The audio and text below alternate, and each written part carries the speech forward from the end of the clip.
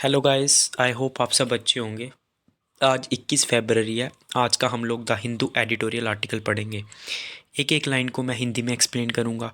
आप कोई सा भी एग्ज़ाम दे रहे हो, जैसे UPSC CAPF assistant commandant, UPSC CSC या फिर कोई और एग्ज़ाम जिसमें आपको आंसर राइटिंग लिखना है, ये सेशंस आपको हेल्प करेंगे। ठीक है, एक एक लाइन को मैं हिंदी में बताऊंगा और डिफ़िकल्ट वर्ड मीनिंग को भी बताऊंगा, उनको आप नोट करते जाना। ठीक है, ये आपको आंसर राइटिंग लिखने में भी हेल्प करेंगे और आपका नॉलेज भी बढ़ाएंगे। आपके पास काफ़ी ज़्यादा मटेरियल होगा लिखने के लिए। ठीक है, और द हिंदू जो एडिटोरियल पेज है ना, वहाँ से काफ़ी ज़्यादा क्वेश्चन पूछे जाते हैं। ठीक है, क्योंकि जो बड़े बड़े स्कॉलर्स हैं या फिर पॉलिटिशियन हैं या फिर जर्नलिस्ट हैं, वो यहाँ पे अपने व्यूज़ डिस्कस करते हैं किसी भी टॉपिक को लेके। ठीक है, तो ये समझना थोड़ा टफ होता है क्योंकि द हिंदू जो है वो टफ वर्ड यूज़ करता है। ठीक है, इसीलिए मैं क्या करता हूँ, आपको एक एक लाइन को समझाता हूँ। ठीक है, प्लीज़ यार, अगर अच्छा लगेगा चैनल को सब्सक्राइब कर देना, लाइक कर देना और बेल आइकॉन को दबा देना, ताकि जब भी मेरा नया वीडियो आए आपको नोटिफिकेशन मिल जाए। ठीक है, और हाँ, मैं टेलीग्राम लिंक आपको डिस्क्रिप्शन में दे दूँगा, उसको आप क्लिक करके सब्सक्राइब कर देना। जब भी मेरा नया वीडियो आएगा उसमें मैं लिंक डाल दूँगा। डेली मेरा वीडियोस आता है। ठीक है, और उसमें मैं आपको पीडीएफ भी दे दूँगा। एक बार मेरे से समझो, उसके बाद जाके इसको खुद पढ़ो, आपको 100% समझ में आ जाएगा। ठीक है, आज का आर्टिकल मुझे लगता है सबसे ज़्यादा इंपॉर्टेंट है और काफ़ी पेपरों में ये आता भी है। ठीक है, काफ़ी एग्जाम्स में आता है। ये क्या है, वूमेन के रिलेटेड है, उनको जो वर्क प्लेस में जो सेक्सुअल हरासमेंट वगैरह होती है उसको लेके आए। तो हेडिंग क्या है, स्टार्ट करते हैं हम लोग। So slow progress to creating a safe work place for women. मतलब जो इंडिया में जो वुमेन जहाँ पे काम करती हैं, जहाँ पे औरतें काम करती हैं ना, वहाँ पे जो उनको इन्वायरमेंट या फिर जो दिया जाता है ना, वो उनके लिए सेफ़ नहीं है। उसमें बहुत ज़्यादा स्लो प्रोग्रेस हो रही है उसको सेफ़ बनाने में। ठीक है, मतलब धीरे धीरे काम हो रहा है, अभी उतना ज़्यादा सेफ़ नहीं है उनके लिए किसी भी कहीं पे भी काम करना। ठीक है, तो इसके अंदर अभी क्या लिखा हुआ है, ये तो हेडिंग हो गई। उसने यही बताया कि स्लो प्रोग्रेस हो रही है, इसको इसके रिलेटेड मतलब सेफ इन्वायरमेंट बनाने के रिलेटेड वुमेन्स के लिए। तो अब इसमें क्या लिखा हुआ है, हम एक एक लाइन को पढ़ेंगे। नोटबुक लेके बैठना, इसमें मैं डिफ़िकल्ट वर्ड मीनिंग नोट करते जाना।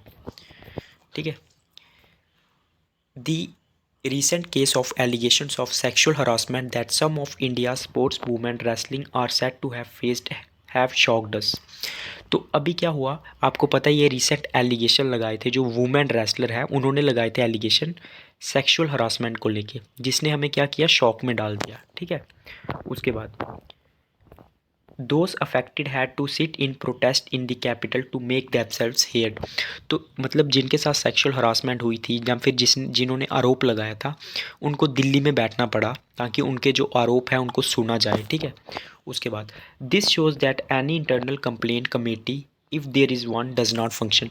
इससे क्या पता चलता है कि अगर कोई इंटरनल कमेटी बनाई हुई है, ठीक है, तो वो अच्छे से काम नहीं कर रही है, तभी उनको दिल्ली में जाके धरना देना पड़ रहा है। ठीक है, और the wrestlers were not aware about it, या फिर रेसलर को पता ही नहीं है कि कोई ऐसी कमेटी है, इसीलिए वो दिल्ली में बैठ के धरना दे रहे हैं। The Vishakha guidelines on reporting harassment are meant to be followed by the government and private institution equally. तो ये एक विशाखा गाइडलाइंस है, जो क्या है, मतलब सेक्सुअल हरासमेंट को लेकर है, वुमेन प्रोटेक्शन को लेकर है। तो इसमें क्या लिखा हुआ है, दी विशाखा गाइडलाइंस और reporting harassment are meant to be followed by government and private institution. तो ये जो गाइडलाइंस बनी थी ना, ये किसके लिए बनी थी, गवर्नमेंट को भी फॉलो करनी चाहिए और प्राइवेट इंस्टीट्यूशन है उनको भी बराबरी से फॉलो करनी चाहिए, इसीलिए इसको बनाया गया। ठीक है, in view of the sensitivity of the issue, the Union Sports Minister constituted a oversight committee headed by a lady Olympic medal holder to investigate the charges leveled against the president of the Wrestling Federation of India। तो क्या हुआ, पहले एक word meaning लिखिए आप। Word meaning लिखिए oversight. Oversight का मतलब क्या होता है, इंस्पेक्शन करना।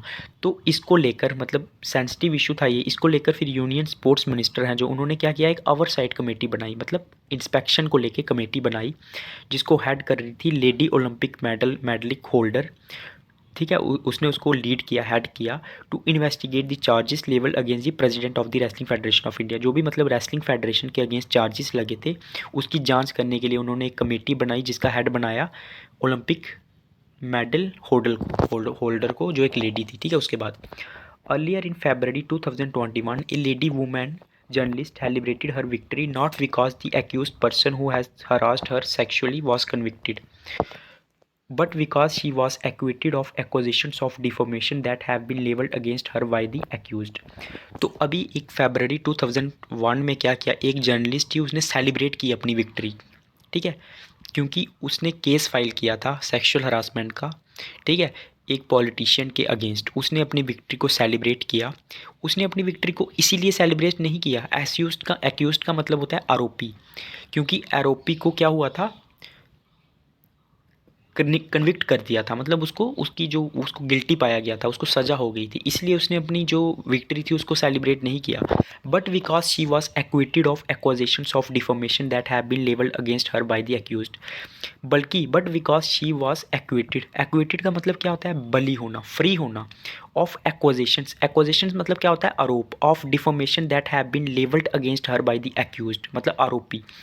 वो इसीलिए खुश नहीं थी कि उसको, मतलब जिस पे उसने आरोप लगाए थे उसको वो कन्विक्शन हो गई, मतलब उसको सज़ा हो गई, उसकी दोष सिद्धि हो गई, बल्कि वो इसलिए खुश थी क्योंकि जो मतलब उसको वो क्या था, वो फ्री हो गई, क्योंकि उस बंदे को सज़ा हो गई, इसलिए वो क्या हो गई, शी वॉज एक्विटेड। किस चीज़ से वो फ्री हो गई, क्योंकि उस पर बहुत सारे आरोप लगाए थे, एक्विजिशंस मतलब आरोप लगाए थे।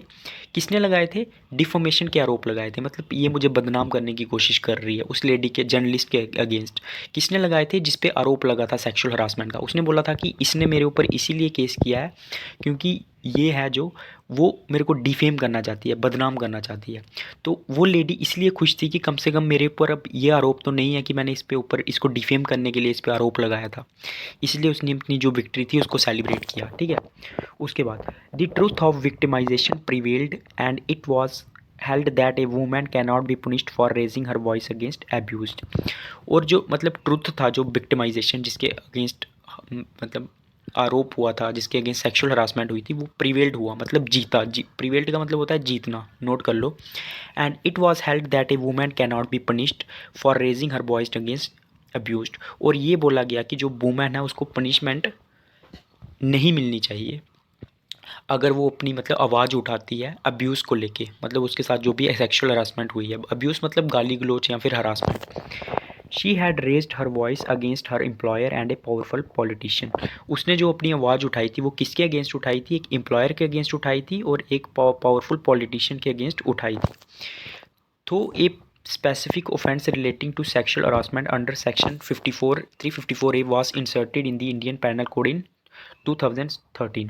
तो हालांकि जो एक सेक्सुअल हरासमेंट को लेकर एक इंडियन पैनल कोड में एक सेक्शन को जोड़ा गया था, ठीक है, the allegations largely fail under sections 509। लेकिन जो एलिगेशंस, जो आरोप लगाए जाते हैं ना, वो किसके सेक्शन के अकॉर्डिंग आते हैं, 509 सेक्शन के अकॉर्डिंग आते हैं इंडियन पैनल कोड की, ठीक है। To insult the modesty of a women, मतलब अगर वूमेन को इंसल्ट किया जाता है तो ये आईपीसी की 509 की धारा में आते हैं, जितने भी वो एलिगेशंस लगाती है। The victim choose not to report the matter to the police as there was no internal mechanism in the place for the redress of complaints of sexual harassment as the Vishaka guidelines were framed by the Supreme Court of India in 1997। तो मतलब जो victim है जिसके ऊपर sexual harassment होता है वो report नहीं करती है पुलिस को, ठीक है। क्यों नहीं करती है, क्योंकि as there was no internal mechanism in place for the redress of complaints. Redress का मतलब क्या होता है, सोल्यूशन, उपाय। क्योंकि कोई मैकेनिज्म ही नहीं है, ठीक है, जो कंप्लेंट्स का सोल्यूशन निकालने के लिए ऐसा कोई मैकेनिज्म ही नहीं है, ठीक है। जो भी मतलब सेक्सुअल हरासमेंट मतलब कोई भी अगर सेक्सुअल हरासमेंट का अगर केस होता है तो उसको मतलब सॉल्व करने के रिलेटेड कोई रिड्रेस सोल्यूशन है ही नहीं, ठीक है। इसीलिए वो क्या करती है, कंप्लेन ही नहीं करती है। As the Vishaka guidelines were framed by the Supreme Court of India in 1997। तो जो विशाखा गाइडलाइंस थी वो सुप्रीम कोर्ट ऑफ इंडिया ने कब फाइन की थी, 1997। तो उसके अकॉर्डिंग कोई ऐसा इंटरनल मैकेनिज्म ही नहीं है कि जो सेक्सुअल हरासमेंट को लेके क्या कर सके, कोई मतलब सोल्यूशन निकाल सके, इसीलिए वुमेन जो है वो कंप्लेन ही नहीं करती है। But this did not give the employer any liberty to violate the fundamental rights of a women at the work place. लेकिन इसका मतलब ये नहीं है कि जो एम्प्लॉयर है उसको आज़ादी मिल जाती है कि वो वुमेन के फंडामेंटल राइट को होट करे, वायलेट करे एट द वर्क प्लेस, मतलब काम की जगह पे, ठीक है। Structural violence data on work force. तो अभी ये डाटा के ऊपर बात करेंगे हम लोग, जो वायलेंस का डेटा है वर्क फोर्स के ऊपर। Violence in the form of sexual harassment at the work place is both direct and structural. तो जो भी वायलेंस मतलब अपराध होता है ना सेक्सुअल हरासमेंट का काम की जगह पे, ये डायरेक्ट भी है और ये स्ट्रक्चरल भी है। While and enabling environment for a reporting direct violence has shown a gradual improvement. हालांकि जो क्या है मतलब जो मतलब enabling environment for reporting direct violence has shown a gradual improvement. हालांकि क्या है ना, अभी जो मतलब ऐसा इन्वायरमेंट बनाया जा रहा है कि जो मतलब ज़्यादा से ज़्यादा जो है वो वायलेंस के अकॉर्डिंग रिपोर्ट कर सके। मतलब किसी के अगेंस्ट भी अगर वायलेंस होता है तो वो अपनी रिपोर्ट कर सके। तो इसमें थोड़ी बहुत इंप्रूवमेंट हुई है, has shown a gradual improvement. मतलब आजकल क्या है, जो लेडीज़ हैं वो कंप्लेंट कर रही हैं अगर उनके साथ कोई सेक्सुअल हरासमेंट होता है। Indirect violence remains poorly addressed because it is embedded deep in our social and economic structures. लेकिन जो इनडायरेक्ट वायलेंस किया जाता है, मतलब डायरेक्ट वायलेंस समझ रहे हो ना, मतलब जो तोड़ फोड़ मार दिया किसी को, लेकिन जो इनडायरेक्टली सेक्सुअल तरीके से कोई अगर वायलेंस होता है तो वो उसको इतनी अच्छे तरीके से एड्रेस नहीं किया जाता है, मतलब देखा नहीं जाता है।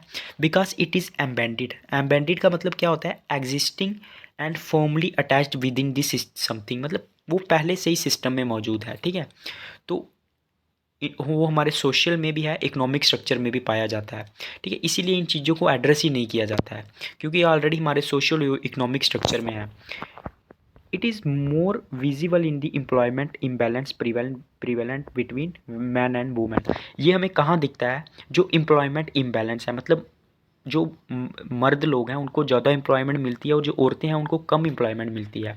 ठीक है, अगर मैन और वुमेन के बीच में हम लोग देखें इन दी ऑर्गेनाइज्ड एंड अनऑर्गेनाइज सेक्टर, चाहे वो ऑर्गेनाइज सेक्टर हो चाहे वो अनऑर्गेनाइज सेक्टर हो। अब ऑर्गेनाइज सेक्टर मतलब क्या हो गया, जो ऑफिशियल सेक्टर है, और नॉन ऑर्गेनाइज मतलब जो ऑर्गेनाइज नहीं हुआ है, मतलब कंट्रेक्चुअल लेवल पे है। चाहे हम कंट्रेक्चुअल लेवल पे बात करें या फिर हम लोग ऑर्गेनाइज लेवल पे मतलब परमानेंट एम्प्लॉयर के लेवल पे बात करें, तो मतलब जो वुमेन है वो कम काम करती हैं। दोनों में इम्बैलेंस है, बैलेंस नहीं है। ठीक है, with more man eight the work place they feel entitled and empowered to take undue advantage of the historical fact that the society is still patriarchal and women are not only in minority but also occupy a few of the higher positions। तो ये क्या है ना, मतलब जो women क्योंकि कम होती हैं वर्क प्लेस पे, मतलब औरतें कम काम करती हैं, तो जो मैन है ना वो अपने आप को क्या फील करते हैं, एंटाइटल मतलब हकदार फील करते हैं। And empowered to take undue advantage. Undue का मतलब क्या होता है, अनफेयर, एक्स्ट्रा एडवांटेज लेने की वो कोशिश करते हैं। किस फैक्ट को देख के, कि जो सोसाइटी है वो भी स्टिल पाट्रियार्चल है, मतलब मैन ओरिएंटेड है, मतलब जहाँ पे मर्द के पास पावर है। ठीक है, and women not only in a minority, women तो मतलब मिनॉरिटी में भी है but also occupy a few of the higher positions, और मतलब जो बड़ी बड़ी पोजीशंस होती हैं उनमें भी बहुत कम है जो लेडीज़। इसलिए जो मैन है वो अपने आप को क्या करता है, मतलब सेक्सुअल हरासमेंट करने की कोशिश करता है, अपने आप को पावरफुल समझता है। ठीक है, उसके बाद the numbers matter when it comes to power emanating from the majority. तो ये जो नंबर है ना, मतलब वुमेन का नंबर जो कम है ना, लेकिन ये मैटर करता है क्योंकि जो पावर है ना वो एमिनेटिंग का मतलब होता है निकलना, मेजॉरिटी से पावर निकलती है। ठीक है, इसीलिए जो नंबर है ये मैटर करता है। वन मस्टर्स, मस्टर्स का मीनिंग क्या होता है ना, मस्टर्स का मीनिंग होता है टू फाइंड, मतलब कुछ खोजना। वन फाइंड कवरेज, कवरेज क्या होता है, साहस। To voice against one's grievance, grievance क्या होती है, शिकायत। When there are sufficient numbers in support of the affected person. तो मतलब कोई बंदा किसी को तभी सपोर्ट करेगा, मतलब किसी ने अगर कंप्लेंट की है, ग्रीवेंस की है, उसको तभी सपोर्ट करेगा जब जो अफेक्टेड पर्सन है ना उसके ऊपर उसकी सपोर्ट में बहुत सारे आदमी होंगे। ठीक है, जैसे अगर किसी वुमेन के साथ कोई सेक्सुअल हरासमेंट होती है तो उसको सपोर्ट कब मिलेगी, जब उसके साथ बहुत सारे मतलब मेल मेंबर या फीमेल मेंबर खड़े होंगे। ठीक है, also much would depend on the tooth to tail ratio of any organisation. Tooth to tail और मतलब रेशो क्या होती है, टूथ टू टेल रेशो होती है कि मतलब कितने सारे आदमी एक साथ मिलकर खड़े होंगे अगर किसी बंदे के साथ कुछ गलत होता है, उसको बोलते हैं टूथ टू टेल रेशो, मतलब मैन और वुमेन के बीच में जो रेशो होगी। ठीक है, when the number of women in leadership positions are not enough to generate confidence in subordinates, women in lower positions to feel reluctant to air their grievances. Reluctant का मतलब क्या होता है, not wanted to do something because you think it is not right, मतलब कुछ करने से अपने आप को रोकना क्योंकि आपको ऐसा लगेगा कि ये ठीक नहीं है। ठीक है, तो क्या है ना, जब जो वुमेन है वो लीडरशिप में नहीं होंगी, मतलब बड़ी बड़ी पोजीशंस में नहीं होंगी, and are not enough to generate confidence in the subordinates, मतलब जो छोटी छोटी पोजीशनों पे हैं उनमें कोई कॉन्फिडेंस नहीं आएगा। Women in lower positions feel reluctant, तो जो छोटी पोजीशनों में जो औरतें हैं वो रिलक्टेंट फील करेंगी। ठीक है, टू ईयर दियर ग्रीवेंस, मतलब अपनी शिकायत वो नहीं लगाएंगी, अपनी शिकायत लगाने से पहले वो रोकेंगी। अगर उनके ऊपर कोई सेक्सुअल हरासमेंट होगा ना तो वो रिलक्टेंट फील करेंगी, मतलब मैं शिकायत करूँगी तो ये होगा वो होगा, तो इसकी वजह से वो शिकायत ही नहीं करती हैं। ठीक है, the periodic level survey PLFS annual report for 2020-21 shows that through the participation of women in the total labor force grew, that is labor force participation has gradually increased from 17.5 to 25%. The worker population ratio from 16.5 to 24 in 21, it is still much less when compared to men. हालांकि जो women का participation है ना वो बड़ा है, मतलब वो आजकल ज़्यादा वर्क प्लेस पे काम करती हैं, उनको ज़्यादा एम्प्लॉयमेंट मिल रही है, मतलब पिछले कुछ सालों की हम लोग बात करें, लेकिन आदमियों के मुकाबले वो कम है। अगर हम मैन से कंपेयर करेंगे तो वुमेन कम काम करती हैं। ठीक है, दी LPFR मतलब labour force ratio and WPR work population ratio data publish in the latest quarterly bulletin April June 2022 are not increasing other.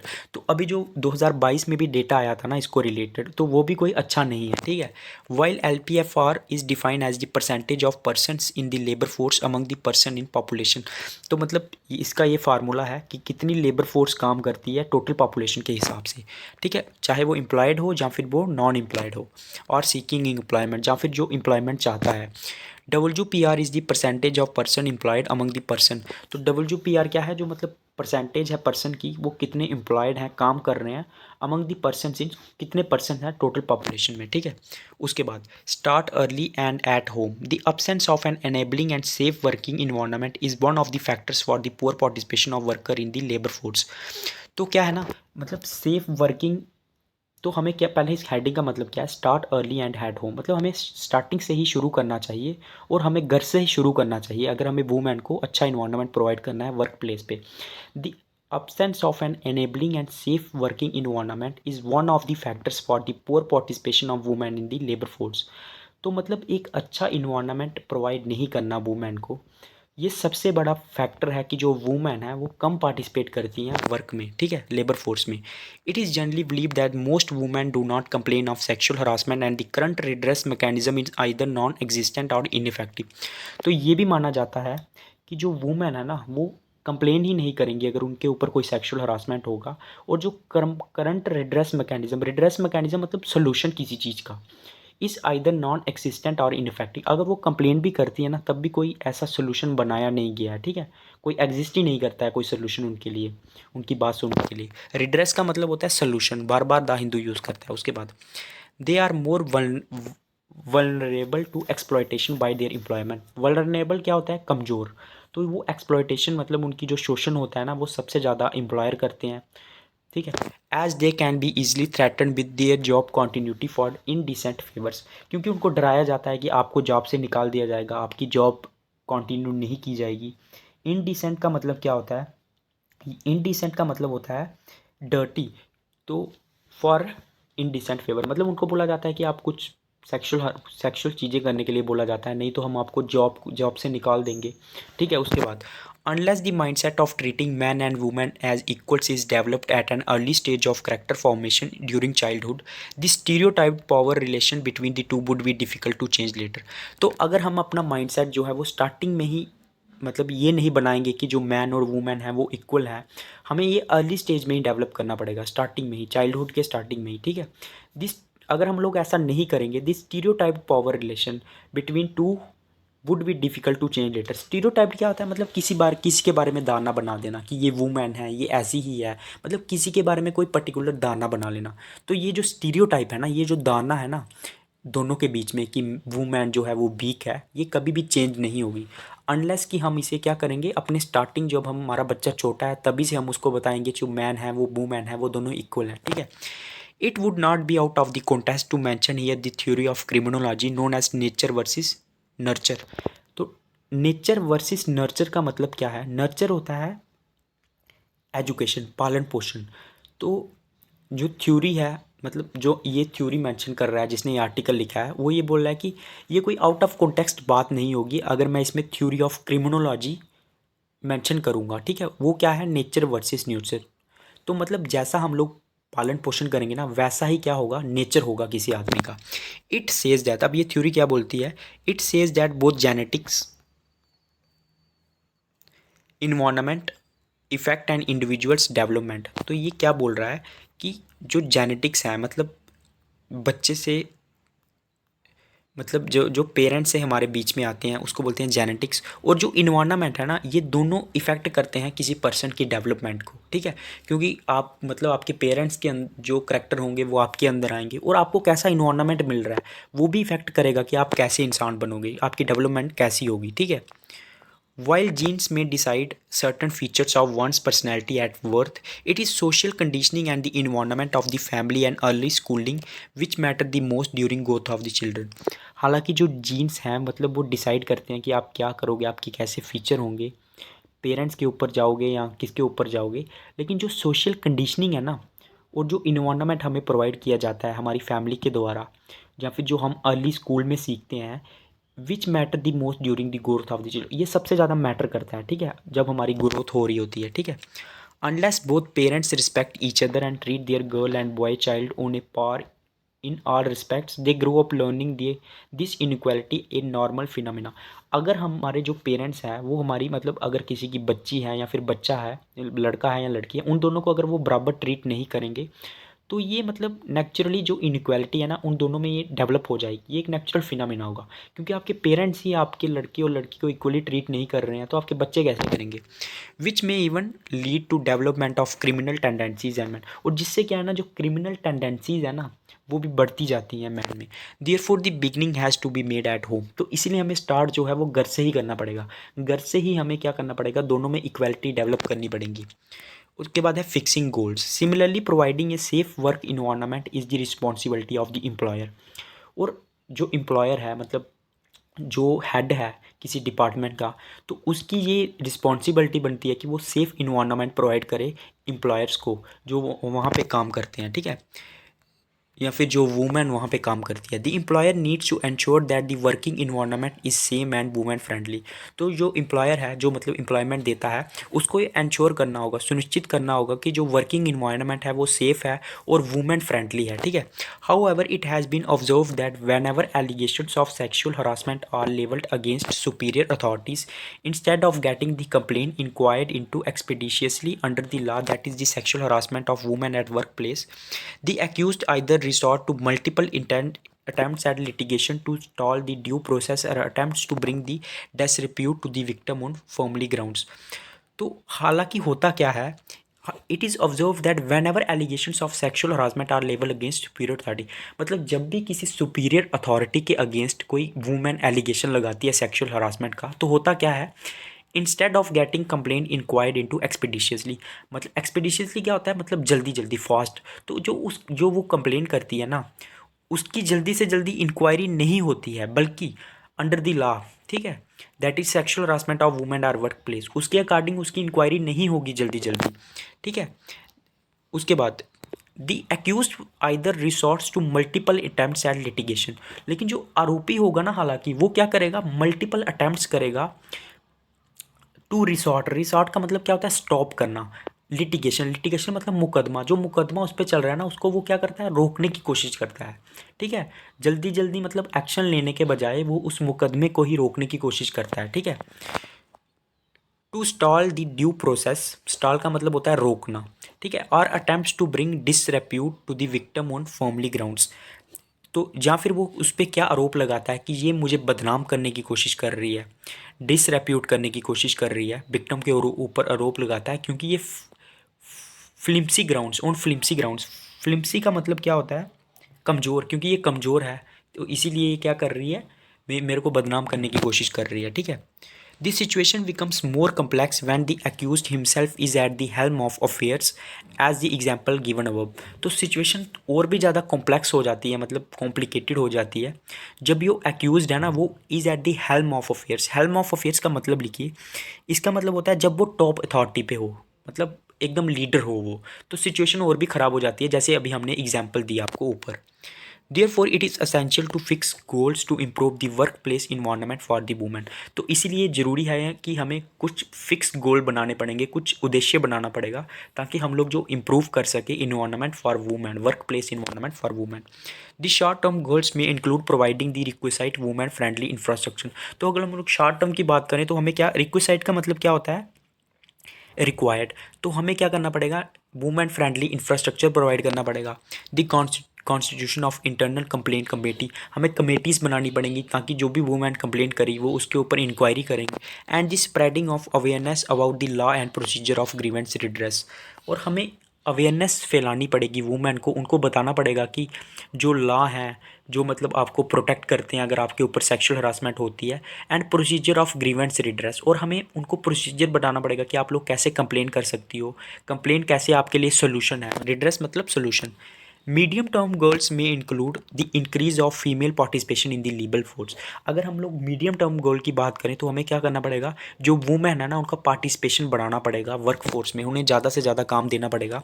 Improvement of tooth to tail ratio, मतलब हमें वुमेन और man दोनों को मतलब employment देनी पड़ेगी। ऐसा नहीं है कि वुमेन को कम देनी है, मैन को कम देनी है। तो टूथ और टेल रेशो भी हमें बढ़ानी पड़ेगी ताकि ज़्यादा से ज़्यादा सपोर्ट मिल सके जब कोई वुमेन सेक्सुअली हरास होगी। And providing incentives to prevent drop out such as paid maternity leave. तो बहुत सारी जो वुमेन है ना वो काम छोड़ देती हैं जब वो प्रेग्नेंट हो जाती हैं, तो हमें उनको इंसेंटिव देने चाहिए ताकि टू प्रिवेंट ड्रॉप आउट, ताकि वो काम छोड़ के ना जाएं, ठीक है।